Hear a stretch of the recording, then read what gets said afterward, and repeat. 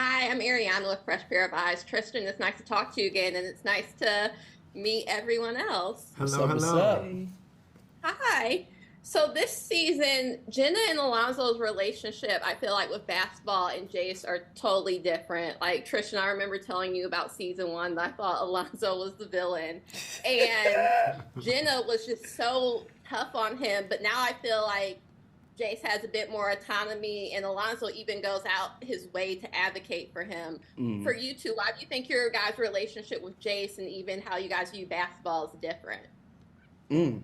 Well, you have to approach Jace now as a young man. Yeah. He's no longer a little boy that Jenna can tell what to do. She has to listen to him now.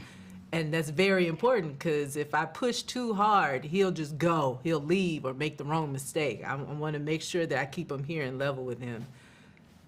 I think for Alonzo, last season we were watching a man who was trying to do as much as he possibly could for whatever team he was working for, and also trying to make sure that he looked good himself. But now Jace and the Swagger DMV team has made him look so good so many years that now he can kind of maneuver in certain places that he couldn't before. He has carte blanche and power to kind of maneuver however he has to. So what we're seeing now is just the growth of his power, and I think him, he's kind of Jace and Jenna's secret weapon a lot of times. The guy who they if they need something done, he kind of goes behind the scenes to make sure it happens. We still watching him though. Oh yeah, you got We to. still watching him. Yeah. But we know we can get out of him. Orlando, Emory reminds me a lot about Dr. Lee from Drumline for kind of his standard think about that. expectation. How did you go about playing Emory, but not him being a carbon copy of Dr. Lee? Gosh, Dr. Lee is very Miles Davis.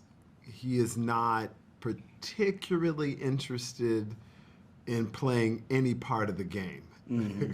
He doesn't like the politics. He kind of likes his music. He sticks to his thing. Emory is the game. Emory is very much about how he maneuvers a situation, how he manages a situation, and how he long-term plans for success, right? So they're kind of polar in that way.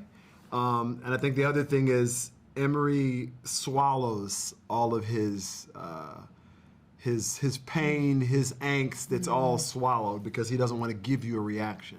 Dr. Lee is far more likely to respond. Emory, all you hear is breath.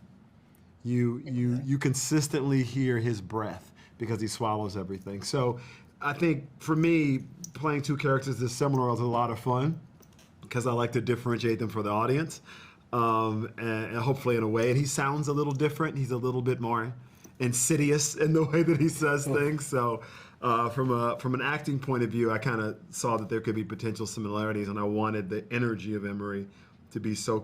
Lee is almost calming. Emory is not calming. He's very agitating in his energy. Yeah.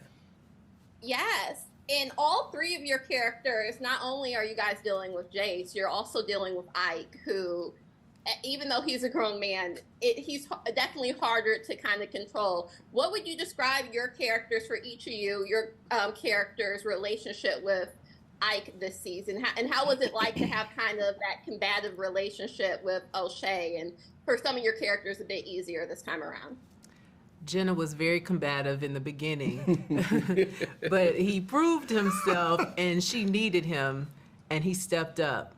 And she started to see he was a family man, and also Tanya helps in that, the lovely Christina Jackson who plays her.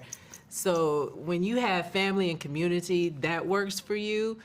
In season 2, Jenna doesn't have to worry as much about Ike. There are other monsters lurking around. She sent me that bad baby. I got to deal with the bad baby now. But there you go. But there are other monsters lurking for her son that she's going to need a whole army this season. I think for Alonzo, I think first season he kind of had to deal with Ike.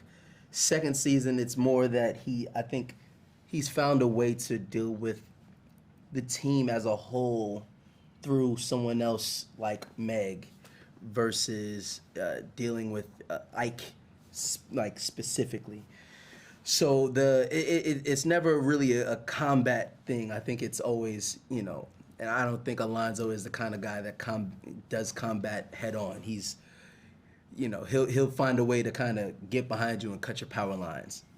Because they sent me that bad baby. That's why. Don't listen to none of this. They sent this bad baby over to me for me to manage this bad baby. And then when it all blew up, then everybody want to run around and point, I don't want to talk about it. I'm done with both of y'all. Both of y'all on timeout as far as I'm concerned. Awesome. Well, thank you so much for taking the time to talk to me. Looking forward to talking to all three of you again. Absolutely. Thank you. Peace. Thank you.